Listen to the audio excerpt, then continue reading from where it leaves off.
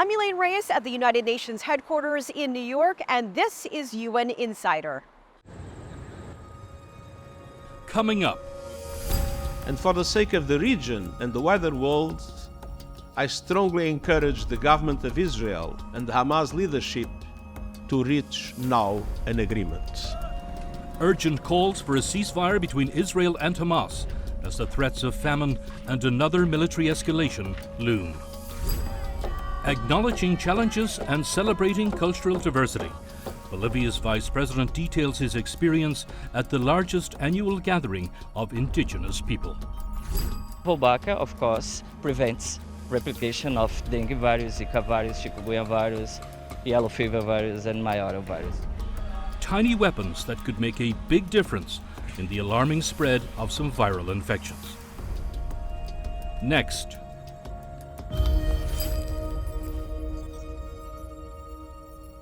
Finding solutions to the conflict between Israel and Hamas and the resulting humanitarian crisis tops the agenda for the United Nations. They have very little to eat, hardly any access to medical care, little shelter, and nowhere safe to go. In northern Gaza, the most vulnerable, from sick children to people with disabilities, are already dying of hunger and disease. We must do everything possible to avert an entirely preventable human-made famine. We have seen incremental progress recently, but much more is urgently needed, including the promised opening of the 2 crossing points between Israel and northern Gaza, so that aid can be brought into Gaza from Ashdod port and Jordan. We believe that much more needs to be done. It is true that there have been more supply entering during the months of April, but this is still far from enough. UN officials are describing their efforts to stave off famine in Gaza as a race against the clock. There is also growing concern about the prospect of a new Israeli military offensive in Rafah. Israel says it will press ahead with its goal of eliminating Hamas. Many members of the international community are concerned an offensive would put more than 1 million Palestinians sheltering in the town in harm's way. UN officials are issuing urgent calls for a ceasefire. Jody Jacobs has the details. For the second time this month, the UN Secretary General addressed reporters here in New York. Nearly 7 months since the start of the conflict in the Middle East, Antonio Guterres says his consistent calls for a humanitarian ceasefire, the immediate and unconditional release of all hostages, are falling on deaf ears. For the sake of the people of Gaza, for the sake of the hostages and their families in Israel, and for the sake of the region and the wider world, I strongly encourage the government of Israel and the Hamas leadership to reach now an agreement. Without that, I fear the war, with all its consequences both in Gaza and across the region, will worsen exponentially. Last week, Palestinian authorities uncovered several mass graves located at the Nasser Hospital in Khan Yunis and at the Al-Shifa Hospital in Gaza City. And while deeply alarmed, the Secretary General says the families of the dead and missing have a right to know what happened. There are competing narratives around several of these mass graves, including serious allegations that some of those buried were unlawfully killed. It is imperative that independent international investigators with forensic expertise are allowed immediate access to the sites of these mass graves to establish the precise circumstances under which hundreds of Palestinians lost their lives and were buried or reburied. Guterres reiterated that the United Nations remains fully committed to supporting a pathway to peace for Palestinians that is based on an end to the occupation and the establishment of a fully independent and democratic Palestinian state. Jody Jacobs, CGTN, at the United Nations in New York. From the Security Council to the briefing room and beyond, Shidija is monitoring the latest developments inside the UN. Dija. Well, yes, Elaine. This week in the UN, expected things announced. For example, the resumption of the 10th General Assembly Emergency Special Session, or what we called ESS. After consultation, the session will be held on 10th of May. Well, we told you last week this is going to happen, right? And the ESS will be again about Palestine and Gaza situation, and it's not necessarily in connection with the veto US cast in Security Council. But unexpected things also happened this week. For example, the General Assembly session to discuss US veto on the admission of Palestine's full membership. No doubt both Palestinian ambassador and Israeli ambassador went to the podium to express their sense of crisis. Those who want to destroy the Palestinian state and with it any chance for peace are not waiting. Remember, many have tried to destroy us, from the most powerful of empires to the most evil of decrees. Now, to be serious, Palestinian Ambassador Mansour talked about double standard without naming that one country who vetoed the draft resolution. Our admission to the UN is long overdue. Long overdue. It has been 75 years in the making. How can those who supported the admission of Israel 75 years ago, while it was violating the Charter and fundamental UN resolutions, and in isolation from a just solution of the conflict, explain that Palestine's admission 75 years later should be conditioned to the achievement of such a solution? The words double standards are not enough to describe how absurd this logic is. This is the first week of May, which means a new Security Council president. I asked the permanent representative of Mozambique on the implementation of Security Council resolutions. I think you're going to face one problem that all the presidents would face recently, which is the implementation of security resolution. Like you said, the resolutions are binding, but we saw many resolutions nowadays, they are not really implemented. Do you think this is a big concern for you? And if you would expect some outcomes during your presidency, how would you make sure that those are implementable? Thank you. How they are implementable, I don't know. Any Security Council resolution or a decision is binding on the member states. And this is what the Charter says, Article 24, that we, the member states of the United Nations, 193 member states of the United Nations, we transfer our powers for peace and security to the members of the Security Council, and they do their job on behalf of member states. And this is what the Charter says. So whenever the Security Council decides, every member state of the United Nations is bound to implement because this is what when we accede or ratify the Charter of the United Nations, this is what we say, that we accept this, the authority of the Security Council. So, but the world is made of individual and sovereign states. Even if the Charter says that Security Council resolutions or decisions are binding and mandatory, it will always depend on each member state to implement at its level, at its domestic level. We have not yet a machinery of compelling each one of member states to comply unless we adopt sanctions. So United Nations is a very important organization, but it is not a world government. We have our limitation as an organization. One more thing we're closely watching is the construction of a U.S. temporary pier in Gaza to provide humanitarian aid.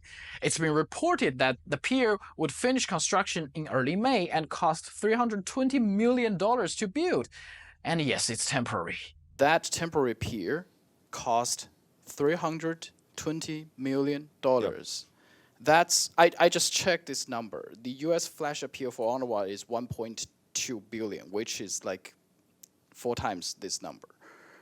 Do you think that that money, given the fact that everybody said that the humanitarian delivery by road is the best way, should they actually put this money to, let's say, construction of roads? And we need aid to come in by sea, we need aid to come in by air, but most importantly, we need aid to come in by land because it is the most cost-effective way to do it. But if there was a humanitarian ceasefire, if the fighting stopped, we could get a lot more done by land. And that's all from me. Elaine. Shudija, thanks.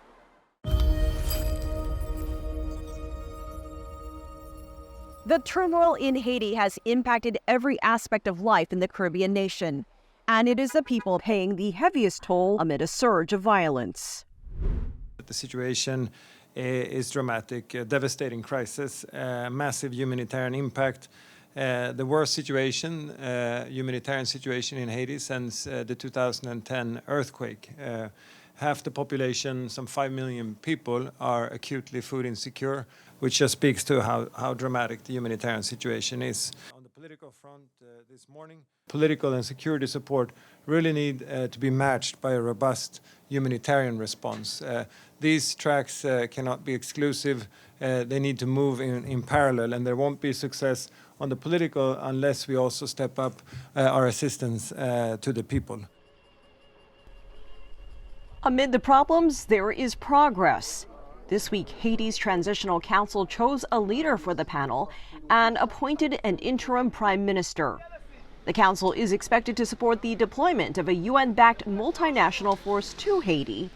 It's not clear when that might happen, but the country's new leadership is focused on restoring calm. Hier, pendant toute la journée, nous rencontrons le haut commandement. There are some important decisions to be taken in terms of security, which is why we spent the whole day Monday meeting with the High Command of the Army, the High Command of the National Police Force, the units in charge of security at the National Palace, and the advisors. We look at how things stand today, what's missing, what we need to achieve results, because we're motivated and they're motivated too.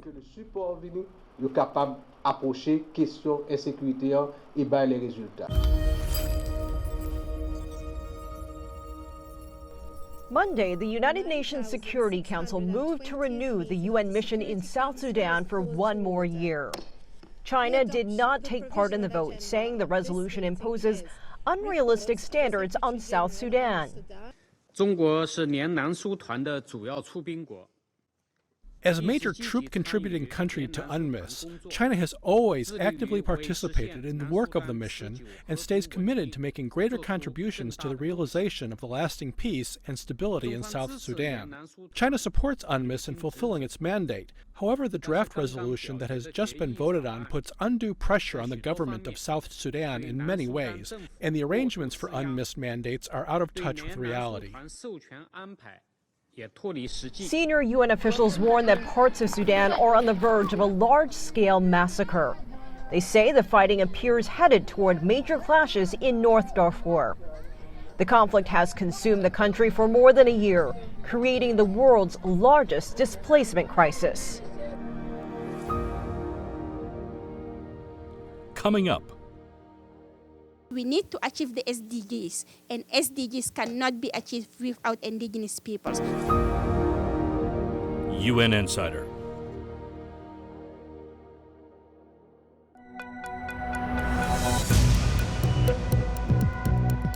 Each day, there are millions of stories.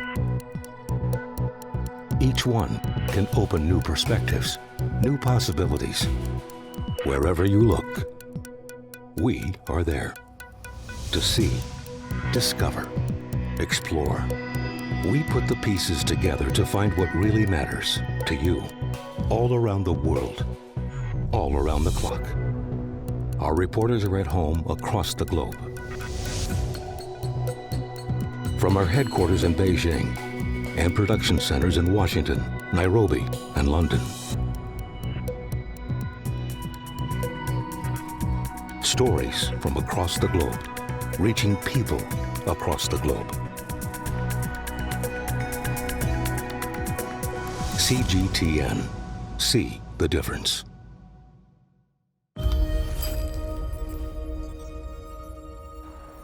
Let's take a look at some of the other issues topping the UN's agenda.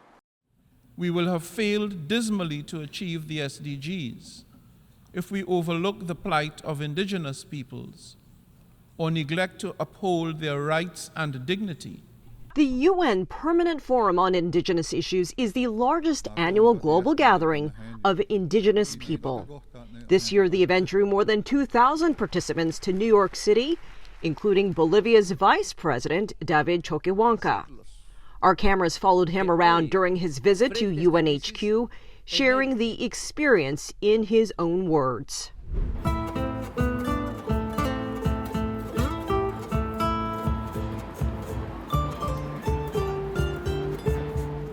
Bolivia en este foro ha planteado que es importante partir de nuestras raíces. Una planta sin raíces no crece, no florece, no da frutos, se muere. Mi nombre es David Choquehuanca Céspedes. Actualmente estoy ejerciendo por mandato del pueblo boliviano la vicepresidencia del Estado Plurinacional del Estado.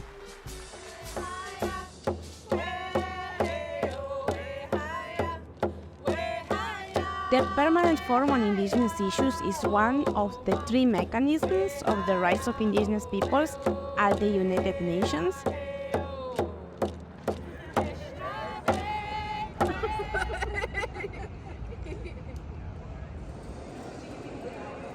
Este foro permanente, donde se habla de las culturas ancestrales de los pueblos originarios, tiene que asumir su responsabilidad. The forum is the platform, the major gathering place where member states, indigenous peoples, UN entities, and other intergovernmental organizations participate annually. I now have the honor and great pleasure to invite the Vice President of the plurinational state of Bolivia, His Excellency David Choquehuanca, to address the Permanent Forum. Your Excellency, you have the floor.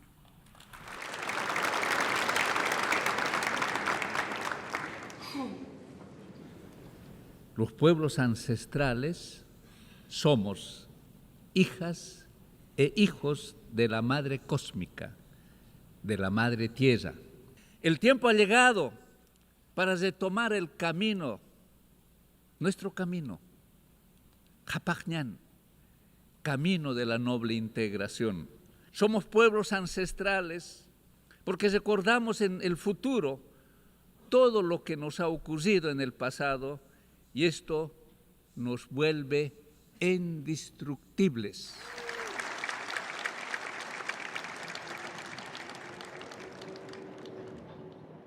The UN in general, of course, they have the main agenda is around youth, but it is always important to kind of identify that between the youth, also there are diversities and one important group is indigenous peoples here.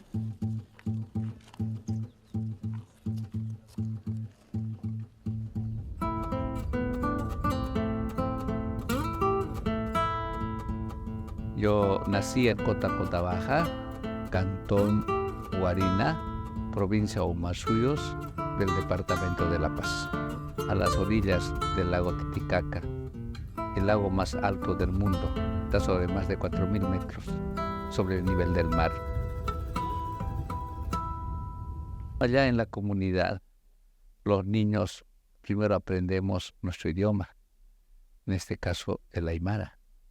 A medida que vamos creciendo, vamos asumiendo nuestra responsabilidad.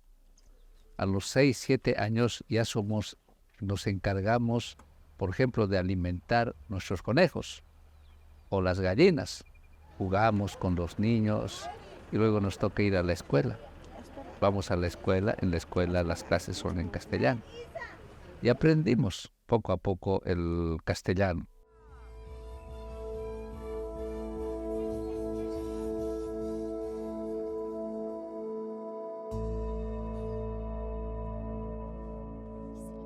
It's really an honor to chair the UN Permanent Forum on Indigenous Issues in these sessions. So, as you all know, the Permanent Forum is stand up for the rights of indigenous peoples around the world. And this year thematic, we have the self-determinations. What has been very interesting since the adoption of the UN Declaration is a lot of implementation at the domestic level.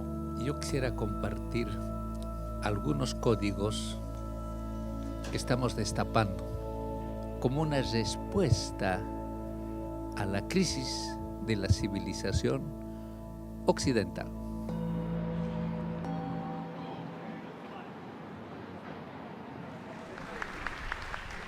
Las palabras del representante. Con la China, desde que hemos estado, nosotros hemos tenido relaciones cordiales. Pero de las buenas relaciones tiene que pasar a una relación estratégica. China tiene tecnología. Nosotros tenemos recursos naturales. Podemos hacer alianzas estratégicas de beneficio mutuo. 中华人民共和国驻玻利维亚王亮大使，各位贵宾，尊敬的阿尔在总统阁下。 China tiene culturas ancestrales. Es parte de los países de las culturas milenarias. China además tiene su peso pues en el mundo. Queremos relaciones de respeto con todos los países del mundo. Y pienso que estamos caminando por buen camino.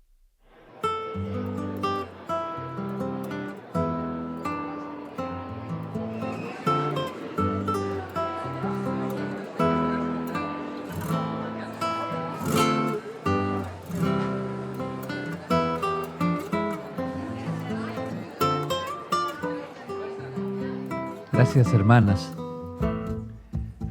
y hermanos presentes y los que no están presentes también. Son varios temas que se han discutido. Ha habido, como nunca en este año, ha habido la participación de los jóvenes. Han llegado de varios países los jóvenes. En la juventud, yo he visto en la participación de ellos que hay mucha sabiduría. Hay mucha nobleza en los jóvenes, hay mucha creatividad. Y también lo planteamos, de qué obligación de los gobiernos, de las instituciones como el foro, es apoyar a la juventud, dar oportunidad a la juventud para que esta nobleza de los jóvenes, esta creatividad, esta iniciativa, esta rebeldía de los jóvenes pueda florecer un día.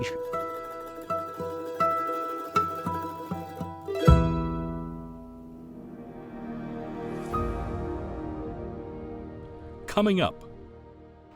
A mudança climática teve. Climate change has had a very significant influence on the spread of dengue cases, with heat waves and rainy periods. UN Insider.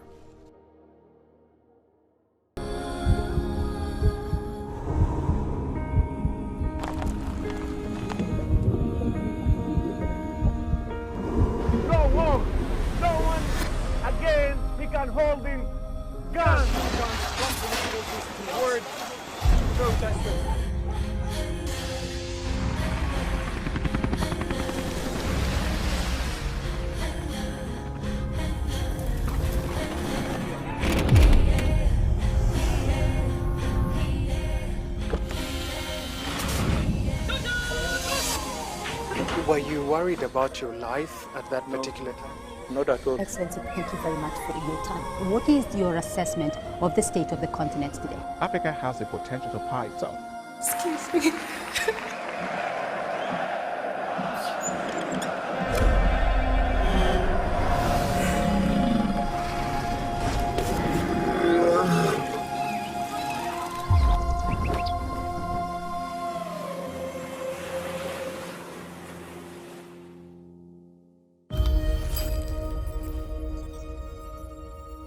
Parts of South America are dealing with skyrocketing cases of dengue fever.